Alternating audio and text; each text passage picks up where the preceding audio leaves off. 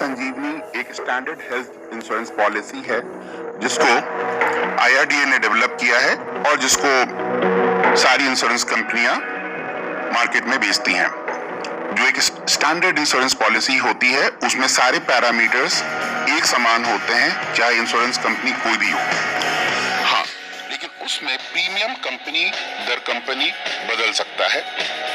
हमारी समझ में आज के दिन में भारत के अंदर आरोग्य संजीवनी से अच्छा कोई भी हेल्थ इंश्योरेंस पॉलिसी नहीं, बारे में हम जान लेते हैं। आरोग्य संजीवनी से रिलेटेड जो मूलभूत बातें हैं, जो बेसिक इंफॉर्मेशन है, वो इस प्रकार है। जो एलिजिबिलिटी है किसी भी चिल्ड्रन के लिए 0 से 25 साल तक, और जो अडल्ट मेंबर होंगे उनका उम्र होगा 18 से 65 साल। ये पॉलिसी इंडिविजुअल लेवल पे भी ली जा सकती है, मतलब एक व्यक्ति जो ले रहा है वो उसका बेनिफिशियरी होगा, या फिर वो फ्लोटर पॉलिसी हो सकती है जिसमें फैमिली के मेंबर्स, जैसे कि वो व्यक्ति, उनकी पत्नी, उनके बच्चे, उनके माता पिता या फिर सास ससुर हो सकते हैं। जो इसमें सम इंश्योर्ड होता है उसका मिनिमम जो सम इंश्योर्ड है वो 1 लाख का है और वो 50,000 के स्लैब में बढ़ाया जा सकता है और अब ये 5 लाख रुपए तक हो सकता है। जो पॉलिसी टेन्योर है वो 1 साल है। जो प्रीमियम पेमेंट का मेथोडोलॉजी है वो मंथली हो सकता है, क्वार्टरली हो सकता है, हाफ ईयरली हो सकता है, ईयरली हो सकता है। आप इस बात को नोट करेंगे, ये अनूठा हेल्थ इंश्योरेंस पॉलिसी है जिसकी पेमेंट आप मंथली, क्वार्टरली, हाफ ईयरली या ईयरली कर सकते हैं। ज्यादातर जो इंश्योरेंस पॉलिसी होती है उसका पेमेंट शुरू में ही किया जाता है। अब हम लोग कवरेज और सब लिमिट के बारे में जान लेते हैं। यहाँ पर हम लोग समझने की कोशिश कर रहे हैं इन पेशेंट केयर की या हॉस्पिटलाइजेशन की। हॉस्पिटलाइजेशन कम से कम 24 घंटे की होनी चाहिए और हॉस्पिटलाइजेशन प्लान्ड होती है जिसमें आप एक नियत टाइम में हॉस्पिटलाइजेशन के पहले आप टीपीए या इंश्योरेंस कंपनी को अपने हॉस्पिटलाइजेशन या जो ट्रीटमेंट लेने जा रहे हैं उसके बारे में बताते हैं। लेकिन इमरजेंसी के केस में आप पेशेंट को भर्ती करने के बाद बताते हैं और वो प्रोसेस स्टार्ट होता है। जो इसमें room rent, boarding, nursing charges हैं पर डे का, वो 2% ऑफ सम इंश्योर्ड या मैक्सिमम 5,000 रुपए तक हो सकता है। जो इंटेंसिव केयर यूनिट है या इंटेंसिव कार्डियक केयर यूनिट के जो चार्जेस इंश्योरेंस कवरेज करता है वो 5% ऑफ सम इंश्योर्ड है या मैक्सिमम 10,000 रुपए प्रतिदिन।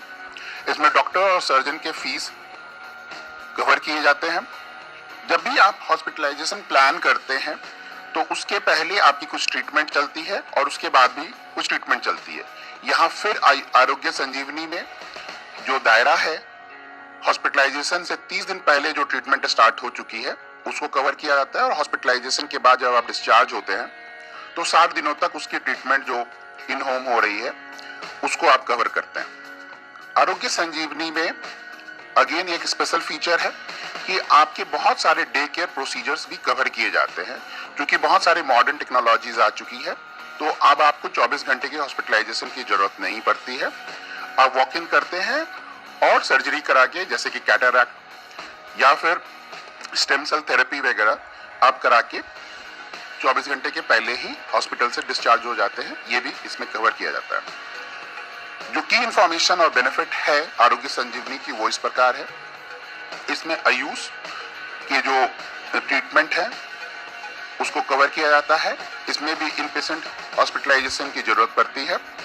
कैशलेस हॉस्पिटलाइजेशन अवेलेबल है। जितने भी इंश्योरेंस कंपनियां हैं उनकी एक नेटवर्क ऑफ हॉस्पिटल्स होती है, वहां पर कैशलेस हॉस्पिटलाइजेशन की जो सर्विसेज हैं वो अवेलेबल होती है। इमरजेंसी रोड एम्बुलेंस, अगर कोई एक्सीडेंट होता है या इमरजेंसी की सिचुएशन में आप एम्बुलेंस लेते हैं तो उस केस में 2,000 रुपए पर हॉस्पिटलाइजेशन भी रिम्बर्स किया जाता है। जैसा कि पहले बताया, कैटरैक्ट का ट्रीटमेंट भी इसमें कवर्ड है। वो 25% ऑफ सम इंश्योर्ड या अप टू 40,000 रुपए प्रति आंख हो सकता है। इसमें जो पॉलिसी रिन्यूअल है वो लाइफ लॉन्ग रिन्यूएबिलिटी है। आप जब तक चाहें तब तक बेनिफिशियरी अपनी पॉलिसी को रिन्यूअल करा सकता है। आरोग्य संजीवनी का एक और बहुत इंपॉर्टेंट फीचर है, जैसा कि बताया, कि आपको डे केयर भी अलाउड है, क्योंकि बहुत सारे मॉडर्न टेक्नोलॉजीज आ चुकी हैं। तो उसमें 50% ऑफ सम इंश्योर्ड तक कवर किया जाता है, चाहे वो यूटेरिन आर्टरी हो, इमोबिलाइजेशन हो, बैलून सिनोप्लास्टी हो, ओरल केमोथेरेपी हो, रोबोटिक सर्जरी वगैरह वगैरह। अगर आप हेल्थ पॉलिसी आरोग्य संजीवनी लेते हैं और भगवान करे कि कभी जरूरत ना पड़े साल में उसको अवेल करने का, तो उस केस में आपको बोनस मिलता है और सम इंश्योर्ड अगले साल बढ़ा दिया जाता है, जो कि साल दर साल बढ़ते बढ़ते 50% ऑफ सम इंश्योर्ड तक बढ़ सकता है। को पेमेंट होता है कि जब भी आप ट्रीटमेंट लेंगे तो कुछ पार्ट जो ट्रीटमेंट का है वो बेनिफिशियरी को देना पड़ता है और वो आरोग्य संजीवनी में सबसे कम है। ये सिर्फ 5% है और ये मैंडेटरी है। एक चीज और गौर करने वाली बात है जो अगेन आरोग्य संजीवनी को सबसे अच्छा इंश्योरेंस प्रोडक्ट बनाती है कि इसमें कोई भी डिडक्टिबल नहीं है। हर इंश्योरेंस प्रोडक्ट के अंदर एक वेटिंग पीरियड होती है। कभी भी आप जब इंश्योरेंस पॉलिसी लेते हैं तो उसमें इनिशियल वेटिंग पीरियड होता है। आरोग्य संजीवनी में 30 दिन है और सभी इंश्योरेंस पॉलिसी में ये 30 दिन का होता है। लेकिन अगर कोई एक्सीडेंट हो जाता है, कोई इमरजेंसी आ जाती है, तो ये इनिशियल वेटिंग पीरियड एप्लीकेबल नहीं होता है और आप पॉलिसी लेने के अगले दिन ही अगर इमरजेंसी खुदा ना खास्ते हो जाती है तो आप हॉस्पिटलाइजेशन जा सकते हो और अवेल कर सकते हैं बेनिफिट्स को। इंश्योरेंस पॉलिसीज में एक और बात होती है प्री एग्जिस्टिंग डिजीजेस। तो इसका ज्यादातर इंश्योरेंस पॉलिसीज में 4 साल का वेटिंग पीरियड होता है। यहां भी वो 4 साल ही है। कुछ बीमारी है या मेडिकल कंडीशन है जिसमें स्पेसिफिक वेटिंग पीरियड होता है जो कि 2 साल या फिर 4 साल हो सकता है।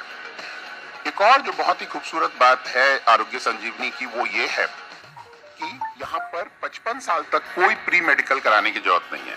जो प्री मेडिकल टेस्ट से एग्जेम्प्टेड हैं वो किसी इंश्योरेंस पॉलिसी में नहीं है। ये सबसे बड़ा एग्जेम्पशन है प्री मेडिकल टेस्ट को लेके।